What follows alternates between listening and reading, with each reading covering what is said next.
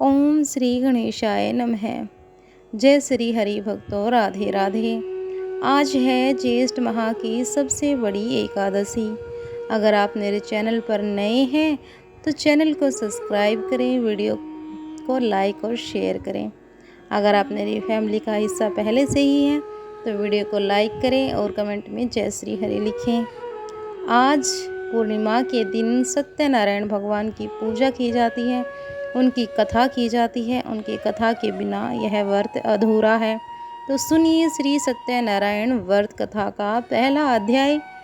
एक समय की बात है, नैशिरण्य तीर्थ में सौनकादि 88,000 ऋषियों ने श्री सूत जी से पूछा कि हे प्रभु, इस कलयुग में वेद विद्या रहित मनुष्यों को प्रभु भक्ति किस प्रकार मिल सकती है, उनका उद्धार कैसे होगा। तो मुनि श्रेष्ठ, कोई ऐसा तप बताएं जिसे थोड़े समय में ही पुण्य मिले और मन वांछित फल भी मिल जाए। यानी कि इस कलयुग में ऐसा व्रत बताएं जिससे कि थोड़ा सा ही तप किया जाए और हमें अपनी मनवांछित इच्छा भी पूरी होने का वरदान मिले। तो इस प्रकार की कथा सुनने की हम इच्छा रखते हैं। सर्व शास्त्रों के ज्ञाता सूत जी बोले कि हे वैष्णवों, मैं पूज्य आप सभी ने प्राणियों के हित की बात पूछी है, इसीलिए मैं एक ऐसे श्रेष्ठ व्रत को आप लोगों को बताऊंगा जिसे नारद जी ने लक्ष्मी नारायण जी से पूछा था और लक्ष्मीपति ने मुनि श्रेष्ठ नारद जी से कहा था कि आप सब इसे ध्यान से सुनिएगा कि क्या कहा था। एक समय की बात है, योगी राज नारद जी दूसरों की हित की इच्छा के लिए अनेकों लोकों में घूमते हुए मृत्यु लोक में आ पहुँचे। यहाँ उन्होंने अनेक योनियों में जन्मे सभी मनुष्य को अपने कर्मों के द्वारा अनेक दुखों से पीड़ित देखा।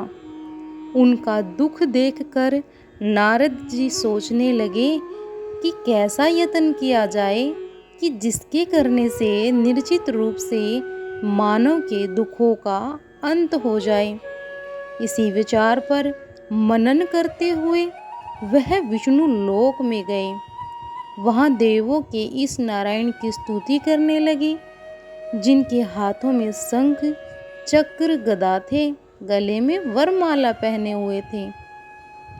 स्तुति करते हुए नारद जी बोले कि हे भगवान, आप अत्यंत शक्ति से संपन्न हैं। मन तथा वाणी भी आपको नहीं पा सकती। आपका आदि मध्य और अंत नहीं है। निर्गुण स्वरूप सृष्टि के कारण भक्तों के दुख को दूर करने वाले हैं। आपको मेरा नमस्कार है। नारद जी की यह स्तुति सुन विष्णु भगवान बोले कि हे मुनि श्रेष्ठ, आपके मन में क्या बात है, आप किस लिए पधारे हैं, उसे आप निसंकोच होकर मुझसे कहें। इस पर नारद मुनि बोले कि मृत्यु लोक में अनेक योनियों में जन्मे मनुष्य अपने कर्मों के द्वारा अनेकों दुखों से दुखी हो रहे हैं। तो हे नाथ, आप मुझ पर दया रखते हो तो बताइए कि वो मनुष्य थोड़े ही प्रयास से अपने दुखों से कैसे छुटकारा पा सकते हैं। इसीलिए हमें अच्छे कर्म करने चाहिए। कहते हैं अच्छे कर्म करने से हमें मोक्ष मिलता है, श्री हरि धाम मिलता है। तो श्री हरि बोले कि हे नारद, मनुष्यों की भलाई के लिए तुमने मुझसे बहुत अच्छी बात पूछी है, जिसके करने से मनुष्य मोह से छूट जाता है। यह बात मैं कहता हूँ, उसे सुनो। स्वर्गलोक और मृत्युलोक दोनों में एक दुर्लभ उत्तम व्रत है जो पुण्य देने वाला है। आज प्रेमवश होकर मैं तुमसे कहता हूँ, श्री सत्यनारायण भगवान का यह व्रत अच्छी तरह विधान पूर्वक करके मनुष्य तुरंत ही यहाँ सुख भोग कर मरने पर मोक्ष पा सकता है। तो श्री हरि के वचन सुन नारद जी बोले कि उस व्रत का फल क्या है और उसका विधान क्या है? यह व्रत किसने किया? इस व्रत को किस दिन करना चाहिए? सभी कुछ आप विस्तार से हमें बतलाएं। नारद जी की बात सुनकर श्री हरि बोले, दुख व शोक को दूर करने वाला, यह सभी स्थानों पर विजय दिलाने वाला और मानव को भक्ति व श्रद्धा के साथ शाम को श्री सत्यनारायण की पूजा धर्म परायण होकर ब्राह्मणों व बंधुओं के साथ करनी चाहिए। भक्ति भाव से ही नवेग, केले का फल, घी, दूध, गेहूं का आटा, सवा लें और गेहूं के स्थान पर साठी का आटा, शक्कर तथा गुड़ लेकर वह सभी भक्षण योग्य पदार्थों को मिलाकर भगवान को आप भोग लगाएं। ब्राह्मणों सहित बंधु बांधवों को भी भोजन कराएं और उसके बाद स्वयं भोजन करें। भजन कीर्तन के साथ भगवान की भक्ति में लीन हो जाएं और इस तरह से सत्यनारायण भगवान का यह व्रत करने पर मनुष्य की सारी इच्छाएं निश्चित रूप से पूरी होती हैं। इस कली काल यानी कि कलयुग में मृत्यु लोक में मोक्ष का यही एक सरल उपाय बताया गया है। तो बोलिए श्री सत्यनारायण भगवान की जय हो। यहाँ हमारा पहला अध्याय संपूर्ण हुआ। अब हम दूसरा अध्याय करेंगे। अगर आप यह वीडियो सत्यनारायण जी की कथा यानी सुन रहे हैं तो लाइक करें और शेयर भी ज़रूर करें। आपसे हाथ जोड़कर मेरा निवेदन है। सत्यनारायण भगवान का दूसरा अध्याय। सूत जी बोले कि हे ऋषियों, जिसने पहले समय में इस व्रत को किया था, इसका इतिहास कहता हूँ, ध्यान से सुनो। सुंदर काशीपुरी नगरी में एक अत्यंत निर्धन ब्राह्मण रहता था। भूख प्यास से परेशान होकर वह धरती पर घूमता रहता था। तो ब्राह्मणों से प्रेम करने वाले भगवान ने एक दिन ब्राह्मण का वेश धारण कर उसके पास जाकर पूछा कि हे विप्र, नित्य दुखी होकर तुम पृथ्वी पर क्यों घूमते हो? दीन ब्राह्मण बोला, मैं निर्धन ब्राह्मण हूँ, भिक्षा के लिए धरती पर घूमता हूँ। हे भगवान, यदि आप इसका कोई उपाय जानते हो तो हमें बताएं। वृद्ध ब्राह्मण कहता है कि सत्यनारायण भगवान मनोवांछित फल देने वाले हैं, इसीलिए तुम उनका पूजन करो। इसे करने से मनुष्य सभी दुखों से मुक्त हो जाता है। तो वृद्ध ब्राह्मण बनकर आए सत्यनारायण भगवान उस निर्धन ब्राह्मण को व्रत का सारा विधान बताकर अंतर्धन हो गए। ब्राह्मण मन ही मन सोचने लगा कि जिस व्रत को वृद्ध ब्राह्मण करने को कह गए हैं, मैं उसे जरूर करूँगा। यह निश्चय करने के बाद उसे रात में नींद नहीं आई और वह सवेरे उठकर सत्यनारायण भगवान का नाम लेकर घर से निकल पड़ा भिक्षा मांगने के लिए। उसी दिन ब्राह्मण को भिक्षा में बहुत अधिक धन मिला, जिससे उसने बंधु बांधवों के साथ मिलकर श्री सत्यनारायण भगवान का व्रत संपन्न किया। भगवान सत्यनारायण का व्रत संपन्न करने के बाद वह निर्धन ब्राह्मण सभी दुखों से छूट गया और अनेक प्रकार की संपत्तियों से युक्त हो गया।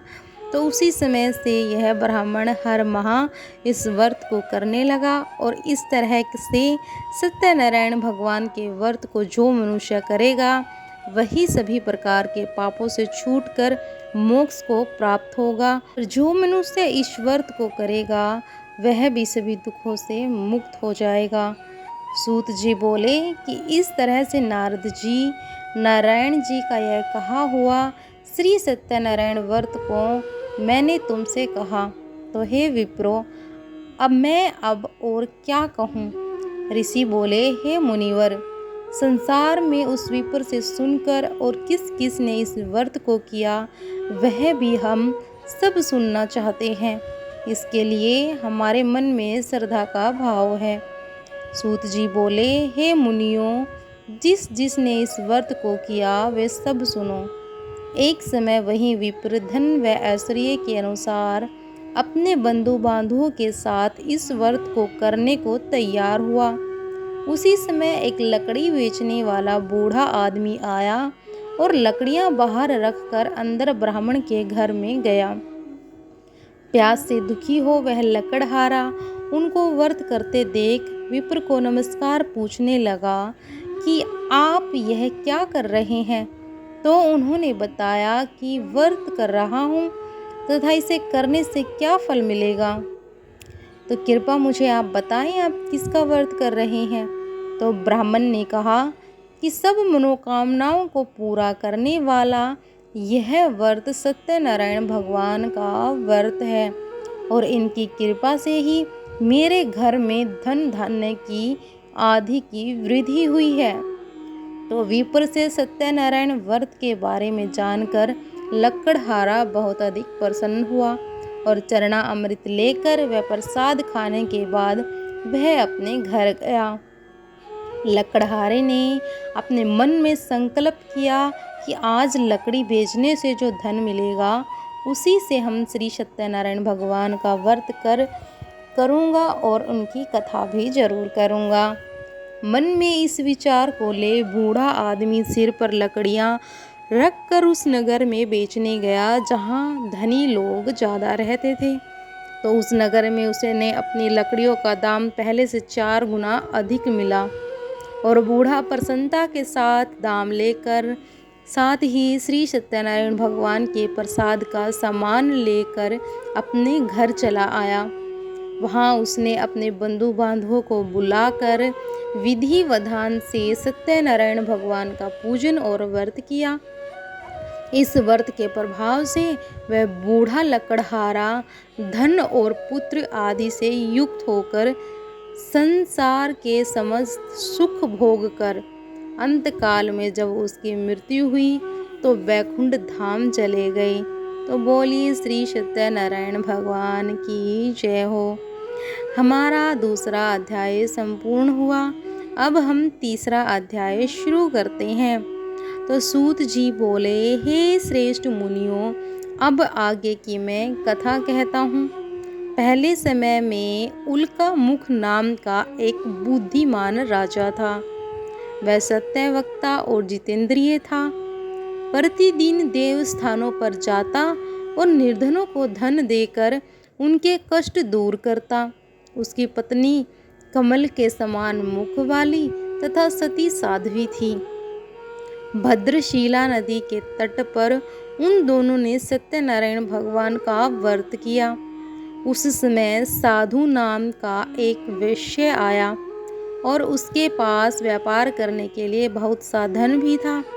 तो राजा को व्रत करते देख वह विनम्र के साथ पूछने लगा कि हे राजन, भक्ति भाव से पूर्ण होकर आप यहाँ क्या कर रहे हैं?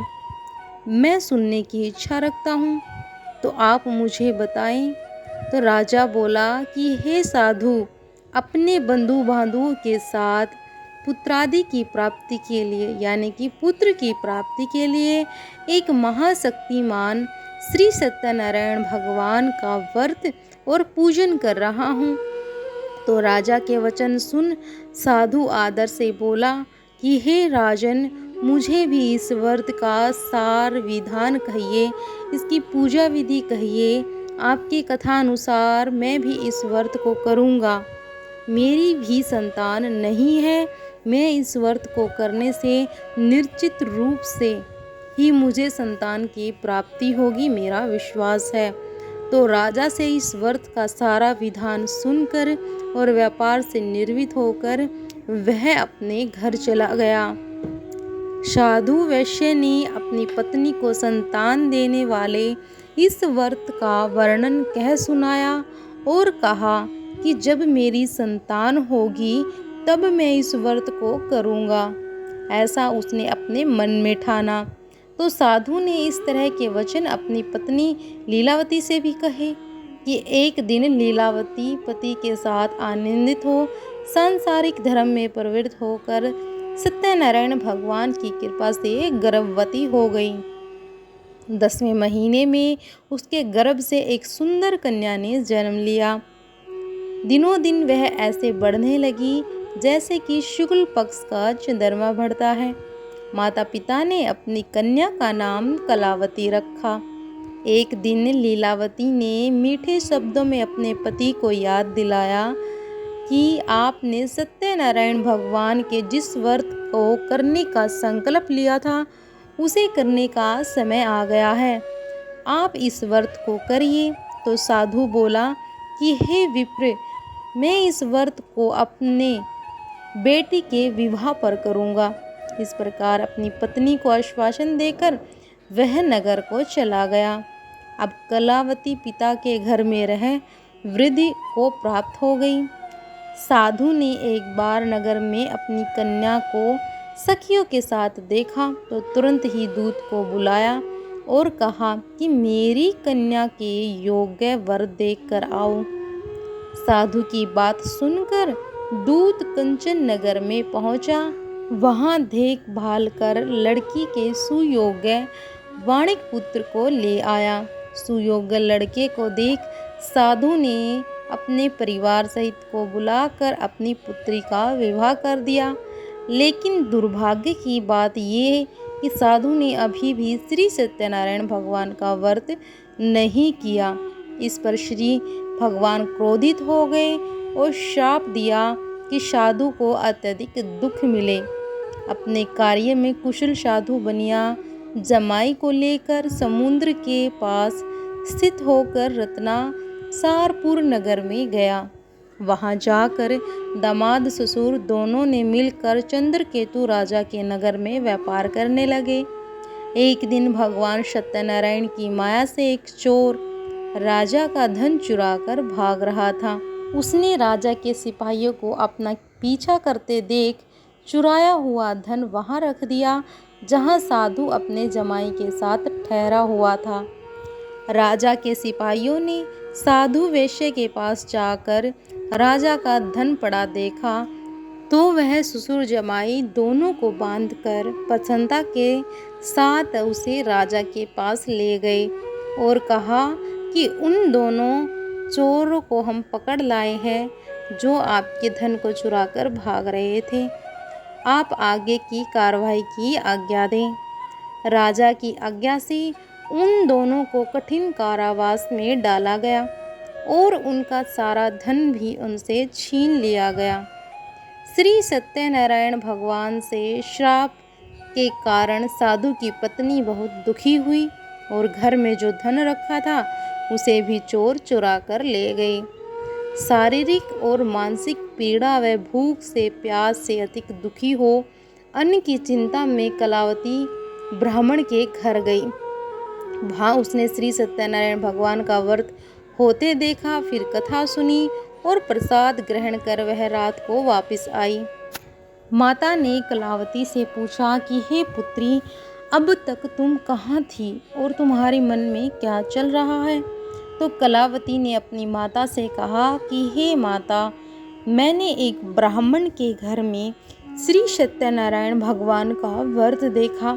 तो कन्या के वचन सुन लीलावती को याद आया कि उनके पति ने भी पूजन अभी तक नहीं किया है, सत्यनारायण भगवान का व्रत नहीं किया है। तो लीलावती ने तुरंत ही बंधु बांधवों सहित श्री सत्यनारायण भगवान का पूजन किया और उनसे वर मांगा कि मेरे पति और मेरे जमाई शीघ्र ही घर आ जाएं और साथ ही यह प्रार्थना भी की कि हम सबका अपराध क्षमा करें। श्री सत्यनारायण भगवान इस व्रत से संतुष्ट हो गए और राजा चंद्रकेतु को सपने में दर्शन देकर कहा कि हे राजन, तुम उन दोनों वैश्यों को छोड़ दो और तुमने जो उनसे धन लिया है वो भी उन्हें वापस कर दो। अगर ऐसा नहीं हुआ तो मैं तुम्हारा धन, राज्य व संतान सभी को नष्ट कर दूंगा। राजा को यह सब कहकर वह अंतर्धन हो गए। प्रातःकाल सभा में राजा ने अपना सपना सुनाया और फिर बोले कि हे वाणिक पुत्रों को कैद से मुक्त कर सभा में लाओ। दोनों ने आते ही राजा को प्रणाम किया। राजा मीठी वाणी में बोला कि हे महानुभावों, भाग्यवश ऐसा कठिन दुख तुम्हें प्राप्त हुआ है, लेकिन तुम्हें कोई भय नहीं है। अब तुम्हें डरने की कोई ज़रूरत नहीं है। ऐसा कह राजा ने उन दोनों को नए वस्त्राभूषण भी पहनाए और जितना धन उनसे लिया था उससे दुगना उन्हें धन वापस कर दिया और दोनों वैश्य खुशी खुशी अपने घर को चल दिए। तो बोलिए श्री सत्यनारायण भगवान की जय हो। यह सत्यनारायण व्रत का तीसरा अध्याय पूर्ण हुआ। अब सत्यनारायण भगवान के व्रत का चौथा अध्याय शुरू करते हैं। दूत जी बोले, वैश्य ने मंगलाचार कर अपनी यात्रा आरंभ की और अपने नगर की ओर चल दिए। उनके थोड़ी दूर जाने पर एक दड़ी वेशधारी सत्यनारायण ने उनसे पूछा, यानी कि श्री सत्यनारायण जी एक दड़ी का वेश धारण करके धरती पर उतरे। तो उन्होंने साधु से पूछा कि आपकी नाव में क्या है। तो अभी वाणी हंसता हुआ बोला, हे दड़ी, आप क्यों पूछते हो? क्या आपको धन लेने की इच्छा है? मेरी नाव में तो सिर्फ बेल व पत्ते ही भरे हुए हैं, हमारे पास कोई धन नहीं है। अब वैश्य के ऐसे कठोर वचन सुन भगवान बोले, तुम्हारा कहा हुआ वचन सत्य हो। अब दड़ी ऐसे वचन कहे वहाँ से दूर चले गए और कुछ दूर जाकर समुद्र के किनारे बैठ गए।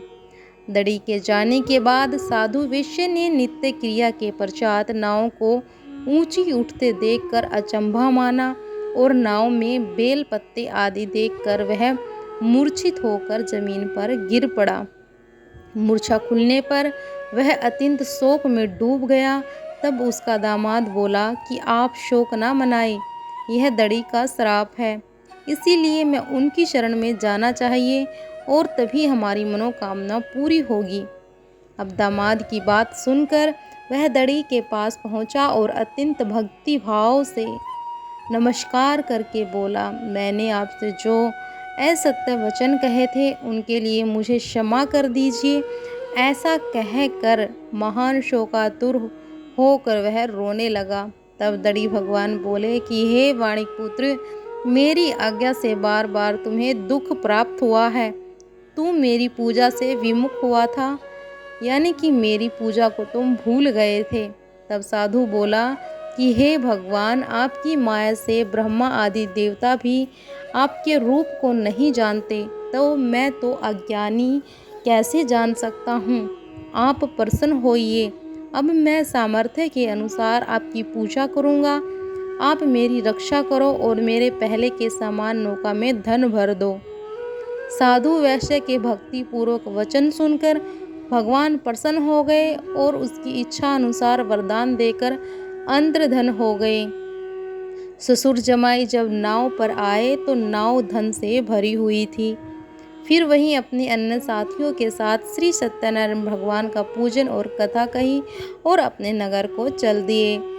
जब नगर के नज़दीक पहुँचे तो दूत को घर पर खबर करने के लिए भेज दिया। दूत साधु की पत्नी को प्रणाम कर कहता है कि मालिक अपने दामाद सहित नगर के निकट आ गए हैं। दूत की बात सुन साधु की पत्नी लीलावती ने बड़े हर्ष के साथ सत्यनारायण भगवान का पूजन कर अपनी पुत्री कलावती से कहा कि मैं अपने पति के दर्शन को जाती हूँ, तो कार्य पूर्ण कर शीघ्र आ जाना। माता के ऐसे वचन सुन कलावती जल्दी में प्रसाद छोड़कर अपने पति के पास चली गई। प्रसाद की अवज्ञा के कारण श्री सत्यनारायण भगवान फिर से रुष्ट हो गए और नाव सहित उसके पति को पानी में डुबो दिया। कलावती अपने पति को वहां ना पाकर रोती हुई जमीन पर गिर गई। नौका को डूबा हुआ देखकर वह कन्या को रोता हुआ देखकर साधु दुखी होकर बोला कि हे प्रभु, मुझसे तथा मेरे परिवार से जो भूल हुई है उसे आप क्षमा करें। साधु के दीन वचन सुनकर श्री सत्यनारायण भगवान प्रसन्न हो गए और आकाशवाणी हुई कि हे साधु, तेरी कन्या मेरे प्रसाद को छोड़कर आई है, इसीलिए उसका पति अदृश्य हो गया है। यदि वह घर जाकर प्रसाद खाकर लौटती है तो इसका पति अवश्य इसे मिल जाएगा। ऐसी आकाशवाणी सुन कलावती घर पहुंचकर प्रसाद खाती है और फिर आकर अपने पति के दर्शन करती है। उसके बाद साधु अपने बंधु बांधवों के सहित श्री सत्यनारायण भगवान का विधि विधान से पूजन करते हैं और इस लोक का सुख भोग कर अंत में स्वर्ग लोक को जाते हैं। बोलिए श्री सत्यनारायण भगवान की जय हो।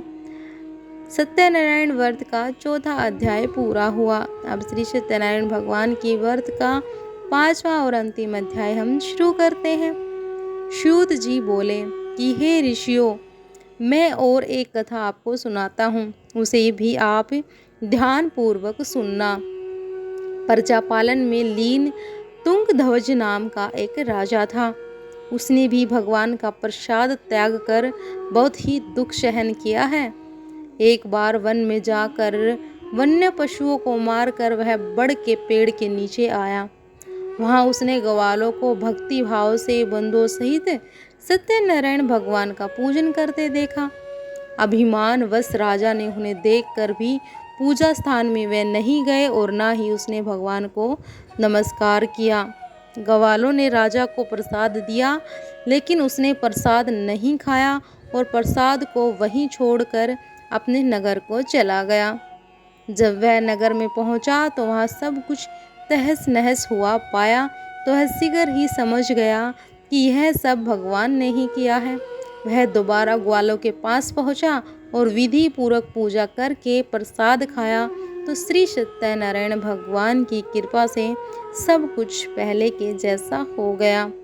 दीर्घकाल तक सुख भोगने के बाद मरणोपरांत उसने स्वर्ग लोक की प्राप्ति हुई। जो मनुष्य इस परम दुर्लभ व्रत को करेगा, भगवान सत्यनारायण की अनुकंपा से उसे धन धान्य की प्राप्ति होगी, निर्धन धनी हो जाएगा और भय मुक्त हो जीवन जिएगा। संतानहीन मनुष्य को संतान का सुख मिलता है और सारे मनोरथ पूर्ण होने पर मानव अंतकाल में वैकुंठ को जाता है, यानी कि उसे नरक यातना नहीं सहनी पड़ती। अंतकाल में उसे वैकुंठ धाम मिलता है। सूत जी बोले, जिन्होंने पहले इस व्रत को किया, अब उनके दूसरे जन्म की कथा कहता हूँ। वृद्ध सतानंद ब्राह्मण ने सुदामा का जन्म लेकर मोक्ष की प्राप्ति की। लकड़हारे ने अगले जन्म में निषाद बनकर मोक्ष प्राप्त किया। उल्कामुख नाम का राजा दशरथ होकर वैकुंठ को गए और साधु नाम के वैश्य ने मोर ध्वज बनकर अपने पुत्र को आरे से चीरकर मोक्ष पाया। महाराज तुंगध्वज ने स्वयंभू होकर भगवान में भक्ति युक्त हो कर्म कर मोक्ष पाया। बोलिए श्री सत्यनारायण भगवान की जय हो। श्री सत्यनारायण व्रत का 5वां अध्याय भी संपूर्ण हुआ, यानी कि हमारी पूरी सत्यनारायण व्रत कथा संपूर्ण हुई। कमेंट में जय श्री हरि जरूर लिखिएगा। वीडियो को लाइक भी करिए, शेयर भी करिए और कथा को पूरी जरूर सुनिए, बीच में बिल्कुल भी मत छोड़िएगा। तो जय श्री हरि भक्तों।